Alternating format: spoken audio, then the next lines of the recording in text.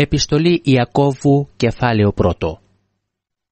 Εγώ ο Ιάκωβος, δούλος του Θεού και του Κυρίου Ιησού Χριστού, χαιρετώ τις 12 φυλές που είναι σκορπισμένες στον κόσμο. Να το θεωρήσετε χαρά πολύ μεγάλη, αδελφοί μου, όταν βρεθείτε μέσα σε διάφορες δοκιμασίες, έχοντας υπόψη σας ότι η δοκιμασία της πίστης σας παράγει υπομονή. Ας πραγματοποιήσει όμως μέσα σας εργοτέλειο η υπομονή, έτσι που να είστε τέλειοι και ολοκληρωμένοι και να μην υστερείτε σε τίποτε.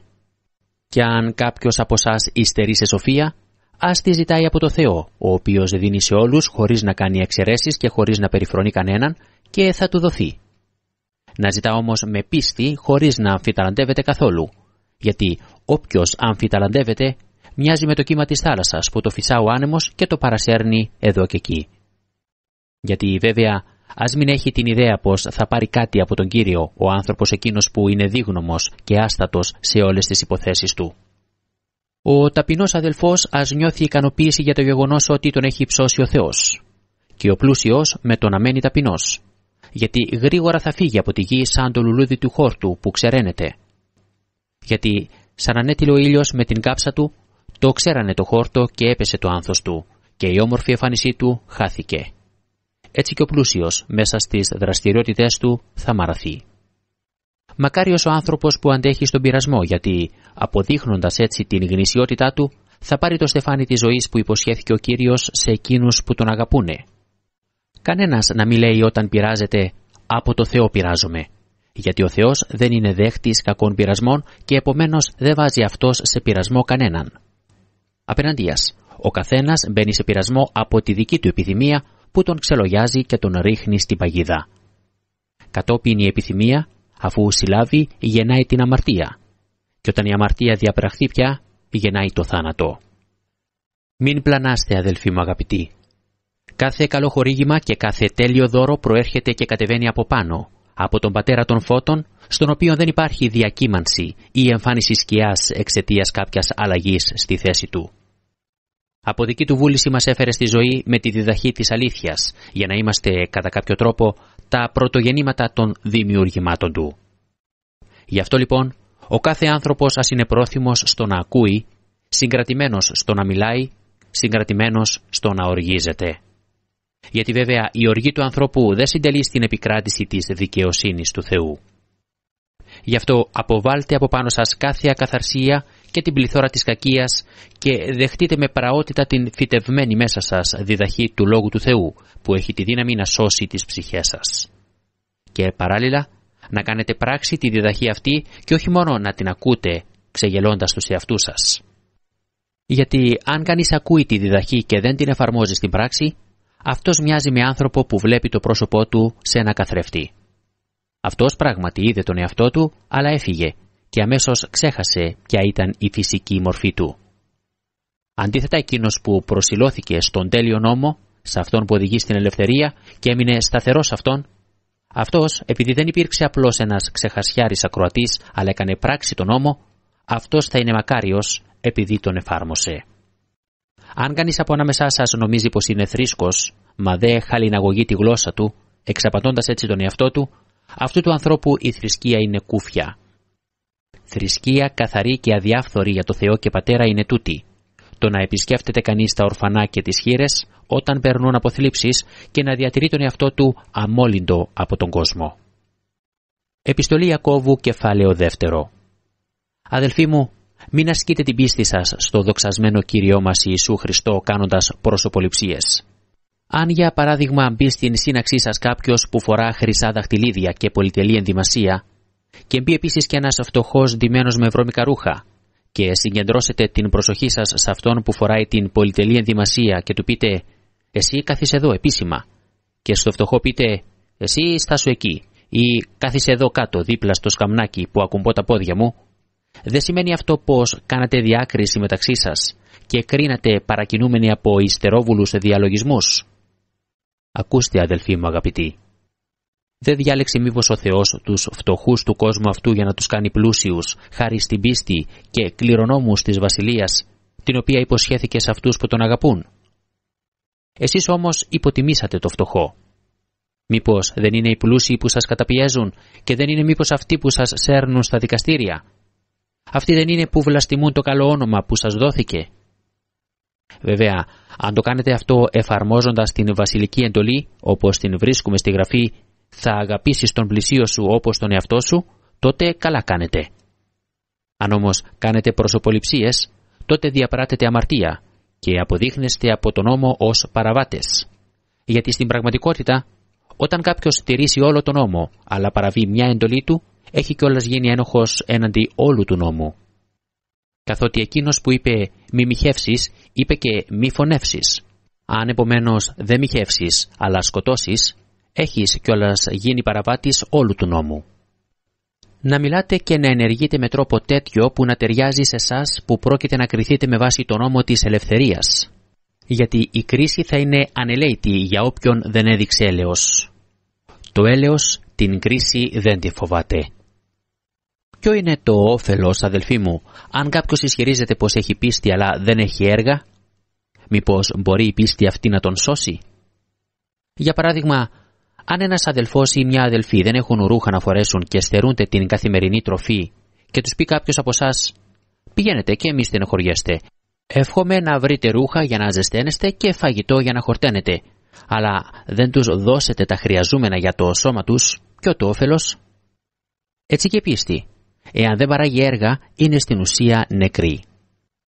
Διαφορετικά θα μπορούσε κανείς να πει «Εσύ λες πως έχεις πίστη, εγώ όμως έχω έργα. Απόδειξε μου λοιπόν εσύ την πίστη σου από τα έργα σου και εγώ από τα έργα μου θα σου αποδείξω την πίστη μου. Εσύ πιστεύεις ότι ο Θεός είναι ένας. Καλά κάνεις. Όμως και τα δαιμόνια το πιστεύουν αυτό και ανατριχιάζουν από φόβο. Θέλεις λοιπόν να μάθεις εσύ, ανόητοι άνθρωποι, ότι η πίστη χωρίς τα έργα είναι νεκρή? Ο Αβραάμ, ο προπάτοράς μας, χάρη στα έργα του δεν δικαιώθηκε μήπως όταν ανέβασε το γιο του, τον Ισαάκ, πάνω στο θυσιαστήριο? Το βλέπεις λοιπόν ότι η πίστη τον οδηγούσε σε έργα και ότι χάρη στα έργα του υπήρξε αποτελεσματική η πίστη του. Έτσι εκπληρώθηκε η Γραφή που λέει «Πίστεψε ο Αβραάμ στο Θεό και αυτό λογαριάστηκε ως δικαιοσύνη και έτσι ονομάστηκε φίλος Θεού». Βλέπετε λοιπόν ότι από τα έργα δικαιώνεται ο άνθρωπος και όχι από σκέτη πίστη. Το ίδιο και η Ραβ η πόρνη. Δεν δικαιώθηκε χάρη στα έργα όταν υποδέχθηκε τους απεσταλμένους των Ισραηλιτών και κατόπιν τους απέστελε από διαφορετικό δρόμο. Στην πραγματικότητα λοιπόν, όπως ακριβώς το σώμα χωρίς το πνεύμα είναι νεκρό, έτσι και η πίστη χωρίς τα έργα είναι νεκρή. Επιστολή Ιακώβου, κεφάλαιο 3. Μην κάνετε πολλοί από εσάς το δάσκαλο, αδελφοί μου, γιατί να έχετε υπόψη σας πως έτσι θα κριθούμε αυστηρότερα, επειδή σε πολλά φταίμε όλοι μας. Αν κανείς δεν φταίει σε λόγο, αυτός ο άνθρωπος είναι τέλειος, ικανός να κυβερνήσει και ολόκληρο το σώμα του. Πάρτε για παράδειγμα τα άλογα που βάζουμε τα χαλινάρια στο στόμα τους, με σκοπό να τα αναγκάσουμε να πειθαρχούν σε μας και έτσι κατευθύνουμε ολόκληρο το σώμα τους. Πάρτε επίσης και τα πλοία. Παρόλο που είναι τόσο μεγάλα και οθούνται από βίαιους ανέμους, εντούτοις κατευθύνονται από ένα συγκριτικά πολύ μικρό τιμόνι, σε όποια κατεύθυνση θέλει εκείνος που χειρίζεται το τιμόνι, ανάλογα με τη διάθεσή του. Το ίδιο και η γλώσσα. Είναι ένα μικρό μέλος, κι όμως μπορεί και εκφράζει μεγάλη αλαζονία. Δείτε λίγη φωτιά πόσο μεγάλο δάσος κατακαίει. Φωτιά είναι και η γλώσσα, ο κόσμος της αδικίας. Έτσι ανάμεσα στα μέλη μας, η γλώσσα γίνεται το όργανο που μολύνει ολόκληρο το σώμα μας και φλογίζει τον κύκλο της ζωής, αντλώντας και η ίδια τη φωτιά της από την κόλαση. Και πράγματι, οποιοδήποτε είδος από τα θηρία και τα πτηνά, από τα ερπετά και από τα θαλασσινά δαμάζεται και έχει δαμαστεί από τον άνθρωπο. Τη γλώσσα όμως, κανένας από τους ανθρώπους δεν μπορεί να τη δαμάσει. Είναι ασυγκράτητο κακό, γεμάτη θανατηφόρο δηλητήριο. Με αυτήν ευλογούμε το Θεό και Πατέρα και με αυτήν καταριόμαστε τους ανθρώπους που έχουν δημιουργηθεί κατά την ομοιότητα του Θεού. Από το ίδιο στόμα βγαίνει ευλογία και κατάρα. Δεν πρέπει, αδελφοί μου, αυτά να γίνονται έτσι. Μήπως είναι δυνατό μια πηγή να αναβλύζει από το ίδιο σημείο γλυκό και πικρό νερό?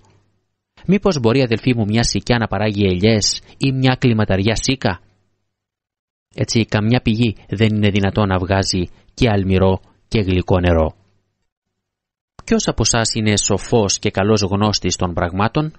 Ας αποδείξει με την καλή διαγωγή του τα έργα του με πραότητα που είναι γνώρισμα της σοφίας. Αν όμως έχετε πικρή ζήλια και φατριαστικές διαθέσεις στις καρδιές σας, τότε μην καμαρώνετε για τους εαυτούς σας και μην ψεύδεστε ενάντια στην αλήθεια. Αυτή δεν είναι η αληθινή σοφία που προέρχεται από υψηλά, αλλά είναι γήινη, ηλιστική, δαιμονική. Γιατί όπου υπάρχει ζήλια και φατριασμός, εκεί προκαλείται ακαταστασία και κάθε είδους αθλιότητα. Η σοφία όμως που προέρχεται από ψηλά είναι πρώτα απ' όλα αγνή, έπειτα ειρηνική, συγκαταβατική, πειθαρχική, γεμάτη έλεος και καλούς καρπούς, αμερόληπτη και ανυπόκριτη. Και ο καρπός βέβαια της δικαιοσύνης σπέρνεται ειρηνικά από όσους εφαρμόζουν έμπρακτα την ειρήνη. Επιστολή Ιακώβου, κεφάλαιο 4. Από πού ξεκινούν οι πόλεμοι, καθώς και οι μεταξύ σας διαμάχες? Δεν είναι ακριβώς απ' εδώ? Από τις επιθυμίες σας δηλαδή για σαρκικές απολαύσεις που στρατοπεδεύουν μέσα στα μέλη σας? Επιθυμείτε πρώτα κάτι, αλλά δεν το έχετε. Κατόπιν φωνεύετε και ζηλοφθονείτε, αλλά δεν κατορθώνετε να το επιτύχετε. Μάχεστε και πολεμάτε άδικα. Δεν έχετε γιατί απλούστατα δεν ζητάτε. Μα και όταν ζητάτε δεν παίρνετε γιατί κακώς ζητάτε, με σκοπό να τα σπαταλήσετε για τις σαρκικές σας απολαύσεις. Μιχοί και μιχαλίδες, δεν ξέρετε ότι η φιλία προς τον κόσμο είναι έχθρα προς τον Θεό? Όποιος επομένως θελήσει να είναι φίλος του κόσμου, γίνεται αυτομάτως εχθρός του Θεού. Ή μήπως νομίζετε πως άσκοπα λέει η Γραφή, στο φθόνο επιθυμεί επίμονα να μας οδηγήσει το κοσμικό πνεύμα που εισχώρησε μέσα μας? Ισχυρότερη όμως είναι η χάρη που δίνει ο Θεός. Γι' αυτό λέει η Γραφή, ο Θεός αντιστέκεται στους περήφανους, στους ταπεινούς όμως δίνει χάρη. Υποταχτείτε λοιπόν στο Θεό, αντισταθείτε στο διάβολο και θα φύγει από σας. Πλησιάστε στο Θεό και θα σας πλησιάσει. Καθαρίστε τα χέρια σας αμαρτωλοί και εξαγνίστε τις καρδιές σας αδίγνωμοι. Στενοχωρηθείτε για την αθλιότητά σας και πενθήστε και κλάψτε. Το γέλιο σας ας μεταβληθεί σε πένθος και η χαρά σας σε θλίψη. Ταπεινωθείτε μπροστά στον Κύριο και Αυτός θα σας υψώσει. Μην κακολογείτε ο ένας τον άλλο, αδελφοί. Όποιος κακολογεί τον αδελφό του και κρίνει τον αδελφό του, τον νόμο κακολογεί και τον νόμο κρίνει. Και από τη στιγμή που κρίνεις τον νόμο δεν είσαι πια τηρητής του νόμου, αλλά κριτής του. Ένας είναι ο νομοθέτης και κριτής που μπορεί να σώσει και να καταστρέψει. Εσύ ποιος είσαι που κρίνεις εκείνον που διαφέρει από σένα?